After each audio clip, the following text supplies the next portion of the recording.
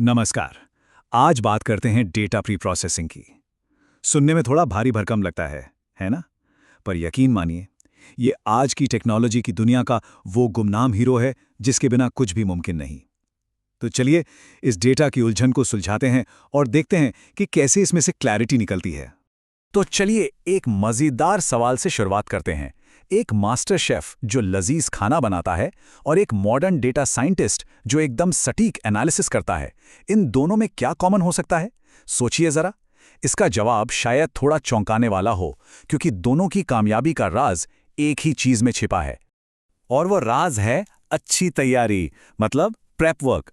सोचे ना, जैसे एक शेफ कोई शानदार डिश बनाने से पहले अपनी सारी सब्जियों को धोता है, काटता है, सब कुछ तैयार रखता है, बिल्कुल वैसे ही एक डेटा साइंटिस्ट को भी किसी भी नतीजे पर पहुंचने से पहले अपने डेटा को साफ सुथरा और ऑर्गेनाइज करना पड़ता है। तो चलिए पहले सेक्शन की तरफ बढ़ते हैं, रॉ डेटा का केओस। असल दुनिया से जो डेटा आता है ना, वो कभी भी एकदम साफ सुथरा परफेक्ट नहीं होता। ये तो उलझे हुए धागों के गुच्छे जैसा होता है। जरा इसे देखिए। क्या कभी किसी ऐसे इंसान के बारे में सुना है जिसकी उम्र 150 साल हो? या फिर क्या कभी ऐसी ट्रेन टिकट खरीदी है जिसका किराया माइनस में हो? जाहिर है नहीं, ये तो नामुमकिन है। पर रॉ डेटा में ऐसी ही अजीबोगरीब नामुमकिन गलतियां भरी पड़ी होती हैं, और इसी को टेक्निकल भाषा में नॉइज कहते हैं। और फिर एक और प्रॉब्लम आती है, इनकंसिस्टेंसी। मतलब हम इंसानों को तो पता है कि मेल और एम का मतलब एक ही है, पर एक कंप्यूटर के लिए नहीं। उसके लिए ये दोनों एकदम अलग अलग शब्द हैं। और अगर इस छोटी सी बात पर ध्यान ना दिया गया तो पूरा का पूरा एनालिसिस गड़बड़ हो सकता है। और अब सबसे आम समस्या, अधूरी जानकारी, मिसिंग इंफॉर्मेशन। जैसे कि मशहूर टाइटैनिक जहाज का ये डेटा सेट। इसमें देखिए कितने ही पैसेंजर्स की एज और कैबिन की जानकारी है ही नहीं, खाली है। और जाहिर सी बात है, आधी अधूरी जानकारी से पूरी कहानी तो कभी पता चल ही नहीं सकती। तो इस सेक्शन का मेन पॉइंट ये है कि रियल वर्ल्ड डेटा हमेशा नॉइज, इनकंसिस्टेंसी और मिसिंग इंफॉर्मेशन से भरा होता है। तो अब ये तो पता चल गया कि डेटा कितना बिखरा हुआ हो सकता है। तो सवाल ये है कि इस पजल के जो टुकड़े गायब हैं, क्या उन्हें ठीक किया जा सकता है? जवाब है बिल्कुल। चलिए देखते हैं कैसे। सबसे पहले बात करते हैं मिसिंग वैल्यूज की। सीधे सीधे शब्दों में कहें तो ये डेटा में वो खाली जगहें हैं जहां कोई जानकारी भरी ही नहीं गई है। नल वैल्यूज, जैसे टाइटैनिक वाले एग्जाम्पल में देखा था।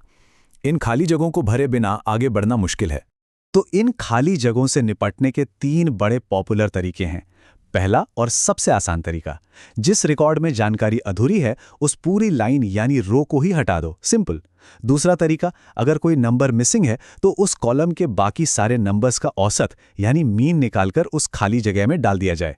और तीसरा, अगर कोई कैटेगरी वाली चीज गायब है, जैसे शहर का नाम, तो उस कॉलम में जो शहर सबसे ज्यादा बार आया हो यानी मोड, उसी से उस खाली जगह को भर दो। तो कहने का मतलब यह है कि इन गैप्स को भरने के लिए कई तरीके मौजूद हैं। ठीक है, मिसिंग डेटा तो हो गया।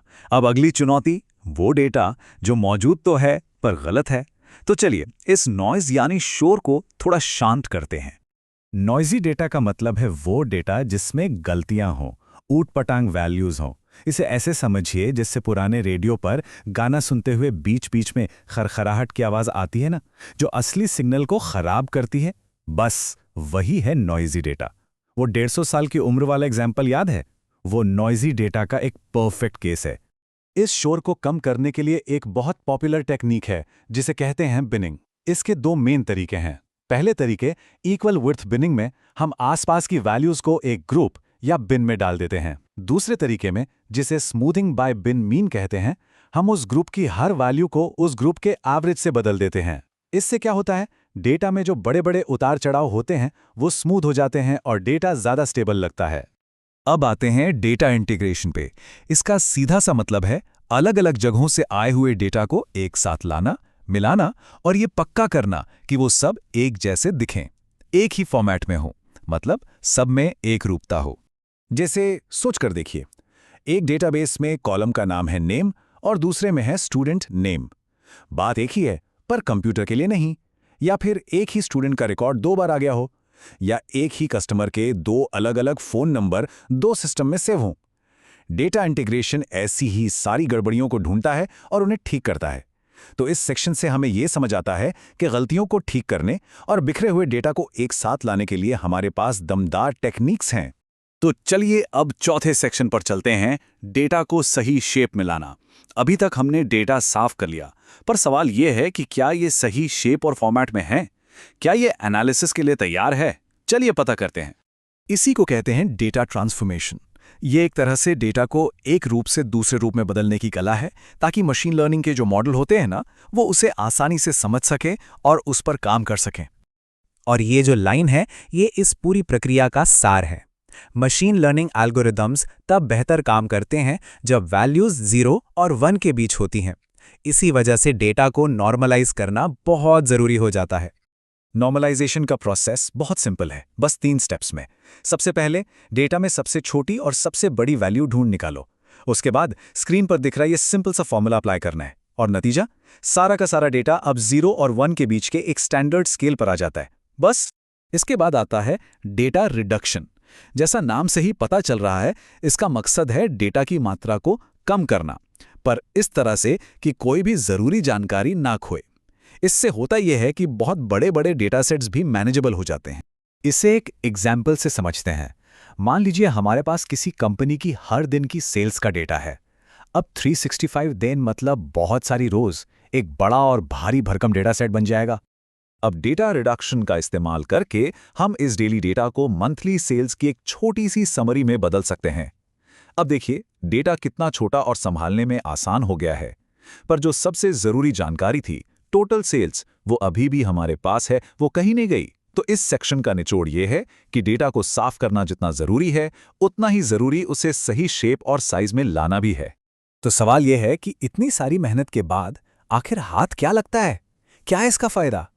हमें मिलता है सटीक और भरोसेमंद इंसाइट्स, वो जानकारी जिस पर एक्शन लिया जा सके। चलिए देखते हैं कि आखिर में इसका असर क्या होता है। तो ये सब इतना जरूरी क्यों है आखिर? क्योंकि इससे डेटा की क्वालिटी सुधरती है। मशीन लर्निंग मॉडल ज्यादा सटीक नतीजे देते हैं, सारी गलतियां और शोर खत्म हो जाता है, और सबसे बड़ी बात, डेटा को समझना आसान हो जाता है, मतलब बेहतर और तेज फैसले। तो आखिर में एक सवाल पर सोचते हैं। आजकल हर तरफ एआई की चकाचौंध की ही बात होती है, पर क्या असली ताकत, असली जादू डेटा को साफ करने के इस बोरिंग से लगने वाले काम में नहीं छिपा है? शायद असली हीरो हमेशा पर्दे के पीछे ही काम करते हैं। इस पर सोचिएगा जरूर।